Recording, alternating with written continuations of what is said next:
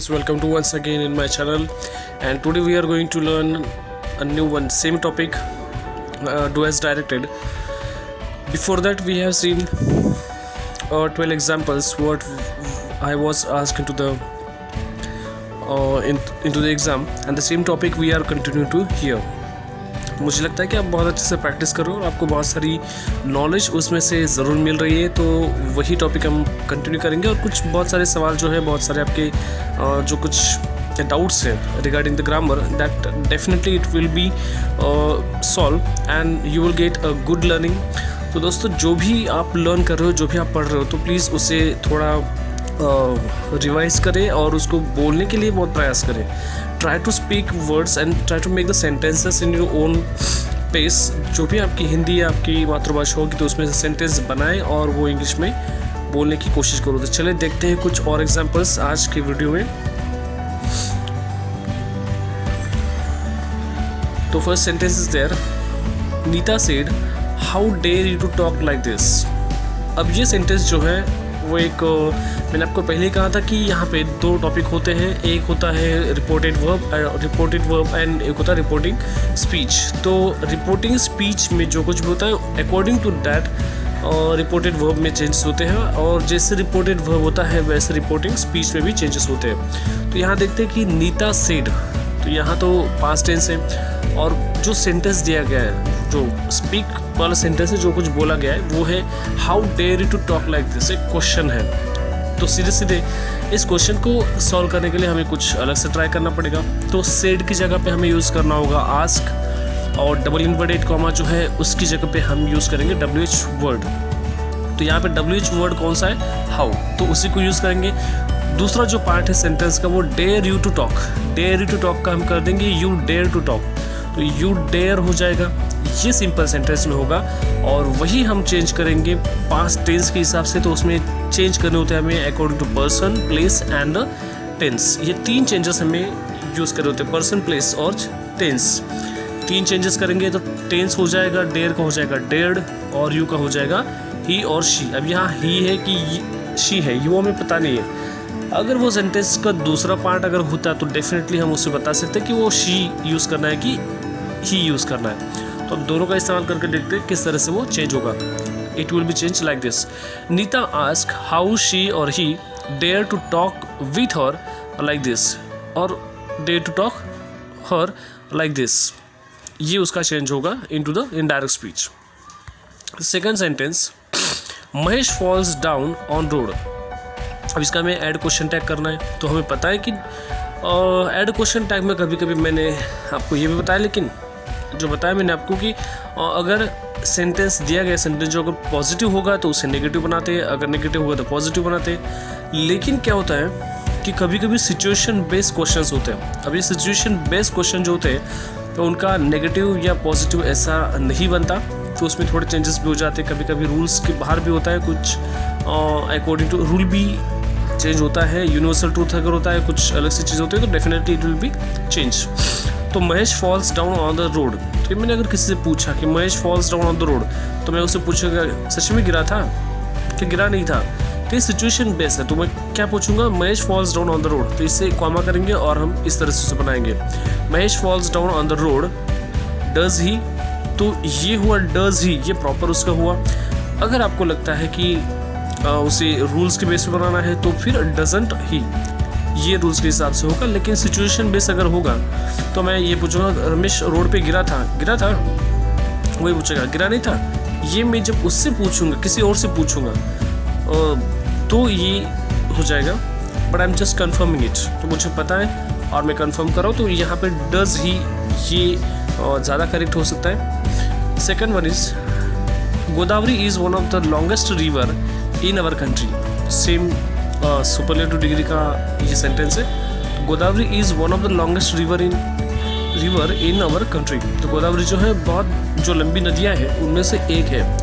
तो उसे हम करेंगे इस तरह से, पहले कंपैरेटिव में बनाएंगे, Godavari is longer than other rivers in our country. तो बाकी जो रिवर्स है उससे गोदावरी थोड़ी ज़्यादा लंबी है। इसका मतलब वो सबसे लॉन्गेस्ट है ऐसा नहीं होता है कि अदर जो है बाकी की नदियों से है और उससे भी ज़्यादा लंबी नदी और है। ये उसका हो जाता है। तो उसे हम पॉजिटिव में इस तरह से बनाएंगे, very few rivers are as long as in our country. और यहाँ पे होगा very few rivers are as long as Godavari in our country. यहाँ लॉन्ग की जगह पे गोदावरी आएगा, तो ज़रा चेंज कर लेंगे। और आई होप कि you are taking this notes, you are writing down the sentences in your note and you are making the good exercise with this. Mohini threw her cup on the wall. अब इससे change the voice बनाना है, तो पहले हमें ये पता करना होता है कि which tense is asked into the sentence. तो Mohini threw her cup on the wall, तो इसमें हमें सीधे से पता चलता है कि helping verb नहीं है, तो इसमें throw या threw, तो ये V2 है, तो simply ये पहचान में आ जाता है। तो V2 अगर होता है यहाँ पे, तो V2 की वजह से हमें पता है कि ये एक सिंपल पास्ट टेंस का सेंटेंस है, तो इसे हम क्या करेंगे, थ्रू का हो जाएगा थ्रो। तो अब ध्यान में रखना है कि चेंज वॉइस में पैसिव वॉइस करते हुए हमेशा V3 ही होता है, वर्ब का थर्ड फॉर्म ही लेना होता है। और ये सिंपल पास्ट टेंस का हो जाएगा कंटिन्यूस पास्ट टेंस। तो सिंपल पास्ट टेंस का अगर हम बनाते हैं तो इसमें वॉज और वर का इस्तेमाल करना पड़ता है। तो Mohini through her cup on the wall, यहाँ पे हर कप लेने की ज़रूरत नहीं, कप ही लेते हैं। तो cup was thrown by Mohini on the wall, इस तरह से मुझे चेंज करेंगे। तो ये ऑन द वॉल जो है वो इनडायरेक्ट स्पीच है, इनडायरेक्ट ऑब्जेक्ट है, तो उससे आप directly thrown on the wall by Mohini ऐसा भी हो सकता है, या फिर आप उसने बाद में भी लिया तो भी चलेगा। ठीक है, कुछ लोग इस ऑन द वॉल जो ऑन वॉल जो है वो थ्रोन के बाद भी लेते हैं, तो वो भी सही है और ये भी सही है, ऐसा नहीं है। ठीक है, तो हमें ये जो पार्ट है इम्पोर्टेंट इज व्हाट, कब वॉज थ्रोन बाय मोहिनी, ये इम्पोर्टेंट है और ये भी उसे लगाना ज़रूरी होता है। Piyush was too sad to discuss with anyone. अब सिंपल सेंटेंस का सीधा सीधा मीनिंग ये समझना है कि Piyush was too sad to discuss with anyone. तो कुछ लोग इसका मतलब ऐसा निकालेंगे कि पीयूष किसी और से डिस्कस करने में बहुत सैड महसूस करता है, तो ऐसा नहीं है, वो इतना सैड है कि वो किसी से डिस्कस नहीं कर सकता। ये सिंपल उसका समझाना हो गया, किसी से बात ना करने इतना वो सैड है, ये उसका सही मीनिंग है ये सेंटेंस का। तो हमें बनाना है कि पीयूष इतना सैड है कि वो किसी से बात नहीं कर सकता, तो इसे इस तरह से हम बनाएंगे, Piyush was so sad that he could not. अब ही कुड नॉट कहाँ से आया, पीयूष के लिए ही यूज़ किया। अब ये दैट जो हमने यूज़ किया है, तो उससे हमें ये सेंटेंस जो है वो दो पार्ट में डिवाइड कर लिया, एक मेन क्लॉज और दूसरा सबऑर्डिनेट क्लॉज। तो इसमें पीयूष वॉज सो सैड ये मेन क्लॉज है, और he could not discuss with anyone ये सबऑर्डिनेट क्लॉज है। पहले जो था वो एक ही क्लॉज था, कॉम्प्लेक्स बना के रखा था, अब यहाँ पे मैंने सिंपल बना के रखा उससे। तो Piyush was so sad that he could not discuss. Could क्यों आया, तो वॉज की वजह से कुड नॉट यूज किया है। Next, she was walking quickly on the mall. अब यहाँ पे find verb phrase in the sentence. तो वर्ब फ्रेज क्या होती है, वर्ब फ्रेज इस तरह से होती है कि जहाँ पे मेन वर्ब के साथ एक दूसरा सपोर्टिंग वर्ब भी उसके साथ, एडिशनल वर्ब भी उसके साथ यूज़ किया गया होता है।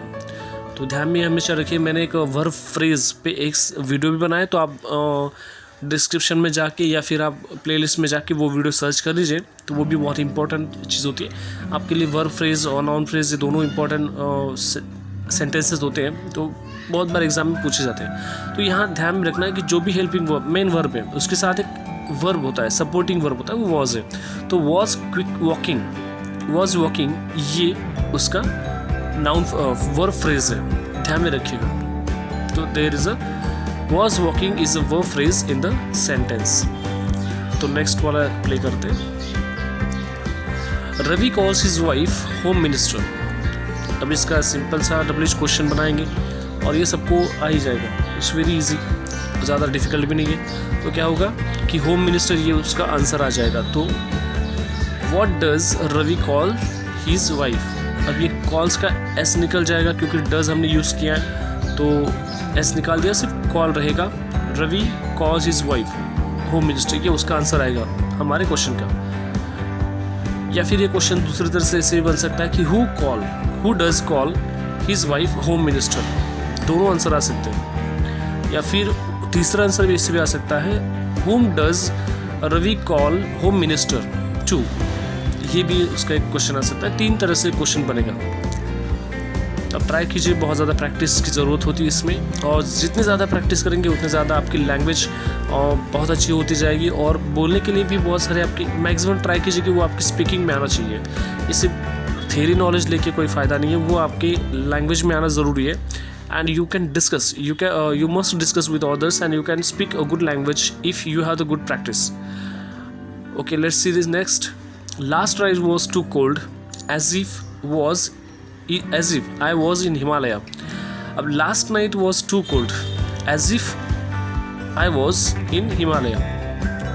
तो सिंपल है कि जब ऐसे कोई सेंटेंस होकर जिसमें एज, लाइक ऐसे वर्ड्स यूज़ किए जाते हो तो ये सिमिली होता है, आपको पता ही है। तो यहाँ पे जो है कोल्ड नाइट ये हिमालय के साथ कंपेयर की गई है, ठीक है। लास्ट नाइट जो है वो इतनी कोल्ड थी कि वो जैसे हिमालय में होगी। तो हिमालय क्यों? Because it's very cold place, it's very cool place and therefore it is compare with this one. Simile last night is compare with Himalaya. तो यहाँ पे सिमिली है क्योंकि एज भी यूज़ किया गया है, ध्यान में रखना। अगर एज नहीं होता तो ये डेफिनेटली मेटाफर हो सकता था।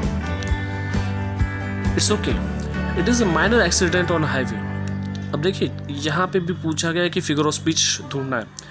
It's okay, it is a minor accident, sorry यहाँ पे थोड़ी गलती है, एक्सीडेंट ऑन हाईवे।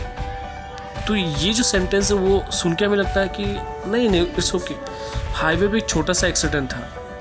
तो कैसा लगता है कि हाईवे पे एक छोटा सा एक्सीडेंट कहाँ होता है? इट्स एक्सीडेंट इज एक्सीडेंट, वो छोटा हो या बड़ा हो डेफिनेटली डेंजर होता है। तो इसको हम क्या करते हैं, इतने बड़े एक्सीडेंट को हमने अंडर एस्टिमेट कर दिया है, हमने उसको इग्नोर किया है, बहुत छोटा समझ लिया, माइक्रो समझ लिया। तो ये डेफिनेटली होता है। ऐसे अगर सेंटेंस आते हैं तो it there is under statement होता है जो हाइपरबोल के बिल्कुल अपोजिट होता है। हाइपरबोल जो होता है उसमें छोटी सी चीज़ को हम बड़ा चढ़ा कर बोलते हैं, लेकिन अंडरस्टेटमेंट में बड़ी से बड़ी चीज़ को हम बहुत छोटा समझने की भूल करते हैं, दिखाने की कोशिश करते हैं। चलो लास्ट का पेज देखते हैं। He is wealthy, he was unhappy. अब यहाँ पे देखिए, he is wealthy, he was unhappy, दोनों को हमें बनाना है कॉम्प्लेक्स सेंटेंस पूछा है, कॉम्प्लेक्स सेंटेंस उसमें बनाना है हमें। अब ये वेल्दी भी है, अनहैप्पी भी है। तो जनरली हमें एक बात पता है कि अगर कोई आदमी के पास पैसा है तो वो हैप्पी होता है, लेकिन यहाँ गलत दिया, यहाँ थोड़ा सा दोनों अपोजिट है। वेल्थ भी है, चलो मान लिया कि बहुत गरीब है तो वो अनहैप्पी हो सकता है, लेकिन वो अमीर होने के बाद भी जब कोई पैसा इतना ज़्यादा है कि वो कुछ भी खरीद सकता है तो वो अनहैप्पी क्यों है? तो उसको कॉम्प्लेक्स हम इसलिए बनाएंगे, अल्दो का इस्तेमाल हम करेंगे, अल्दो और स्टील का यहाँ पे यूज़ ज़रूर करेंगे। तो क्या होगा, अल्दो ही वॉज वेल्दी, माना कि वो बहुत अमीर है, ही वॉज स्टिल अनहैप्पी, फिर भी वो बहुत नाराज़ रहता है, फिर भी वो दुखी है। इस तरह से उसको हमें बताना होगा। अब ये कब पता चलता है, अल्दो यूज़ कब करना है, कैसे पता चला? When you are translated into Hindi and make it Hindi, आपकी मदर टंग में जो आप इसे बनाते हो तो ये बहुत आसान हो जाता है आपके लिए कि उसको चेंज कर सकते हैं। तो इसकी इतनी ज़्यादा प्रैक्टिस हिंदी में एटलीस्ट करो कि वो आपको इंग्लिश ऑटोमेटिकली आना शुरू होता है, अपने दिमाग खेलता रहता है। योर ब्रेन, ये जब प्रैक्टिस हो जाएगी तो आपका दिमाग ऑटोमेटिक खेलेगा, जो आपके दिमाग में हिंदी के सेंटेंस आते हैं वो अंग्रेजी में बाहर आएंगे, यही वो प्रोसेसिंग होता है। आई डोंट वॉन्ट टी और कॉफ़ी। अब इसमें थोड़ा सा नया ट्विस्ट है, नेगेटिव कॉम्प्लेक्स बनाना है। अब नेगेटिव है और कॉम्प्लेक्स भी बनाना है, तो आई डोंट वांट टी और कॉफ़ी, तो मुझे ना टी चाहिए ना कॉफ़ी चाहिए, तो डेफिनेटली मुझे डोंट निकाल देना होगा अगर नेगेटिव कॉम्प्लेक्स बनाना है। तो ऐसे कोई कनेक्टर्स मुझे ढूंढने कि जिसमें नेगेटिविटी भी हो और वो कॉम्प्लेक्स भी बन जाए। तो नेगेटिव बनाने के लिए मुझे डोंट की जगह पे नाइदर यूज़ करना बहुत अच्छा लगेगा, और की जगह पे मुझे यूज़ करना होगा नॉर। तो ये मैं इस तरह से बनाऊँगा इसको, neither I want tea nor coffee, ना मुझे कॉफ़ी चाहिए ना मुझे टी चाहिए। इस तरह से मैं उसे कॉम्प्लेक्स में नेगेटिव रूप देख सकता हूँ। He is very good guy, make it negative. अब देखिए ऊपर वाले इसमें हमने बनाया नेगेटिव कॉम्प्लेक्स, वो नेगेटिव मतलब वो ना के बराबर ही होना चाहिए, लेकिन अब दूसरा देखिए यहाँ पे जो he is very good guy make a negative, तो नेगेटिव बनाना है, इसका मतलब बहुत सारे स्टूडेंट यहाँ गड़बड़ करते हैं। बहुत बार कॉम्पिटिटिव एग्जाम्स में ये क्वेश्चन ज़रूर पूछते हैं कि नेगेटिव बनाइए, तो गड़बड़ यहाँ पे होती है। बहुत सारे स्टूडेंट के वो क्या करते हैं कि ही is not very good guy, ऐसा बना के छोड़ देते हैं। अब नेगेटिव का मतलब ये होता है कि when you are making the negative it does not change it meaning, उसका मीनिंग नहीं चेंज होना चाहिए। अगर मीनिंग चेंज हो रहा है तो मीन्स वो नेगेटिव नहीं बन रहा है, वो अपोजिट बन रहा है। तो नेगेटिव भी सेंटेंस हो और मीनिंग उसका सेम टू सेम रहे जो पहले वाले का है, तो उसमें हम क्या करेंगे कि इज़ जो होता है उसको नॉट में बदलेंगे, मतलब नेगेटिव लगाएंगे उसे इज़ नॉट लगा देंगे। लेकिन यहाँ वो अपोजिट मीनिंग हो गया तो अच्छा वाला लड़का नहीं है, ऐसा हो गया, ठीक है। तो उससे हमें ये उससे गुड जो है वही होगा। तो गुड के जगह पे हम अपोजिट वर्ड लेंगे, गुड के अपोजिट हम सैड बैड यूज़ करेंगे, या फिर वल्गर या फिर वैगाबॉन्ड ऐसा कुछ यूज़ करेंगे जो गुड के बिल्कुल अपोजिट हो, वर्स्ट ये भी यूज़ हो सकता है। तो यहाँ हम यूज़ करेंगे बैड बॉय, बैड गाय। तो he is not very bad guy, तो इसका सीधा सीधा मतलब वही होगा कि वो गुड है। इस तरह से उसे बदलेंगे, ही is not a bad guy. तो सेम सेंटेंस नेगेटिव भी होता है और उससे मीनिंग भी नहीं चेंज होता। तो इसी तरह के बहुत सारे एग्जाम्पल्स हम देखते रहेंगे और मुझे आशा है कि आप वो सब लर्न करते रहेंगे और आपको बहुत ज़्यादा नॉलेज मिलता रहेगा, आप ज़्यादा पढ़ेंगे। और डेफिनेटली अब तक इस वीडियो में हम यहाँ तक ही रुकते हैं और नेक्स्ट वीडियो हम ज़रूर लाएंगे on the basis of the same topics for the practice. तो देखते रहिए और be supportive for this. Subscribe the channel, like the videos, and if any suggestions there, please give into the comment box. Bye bye, take care all of you.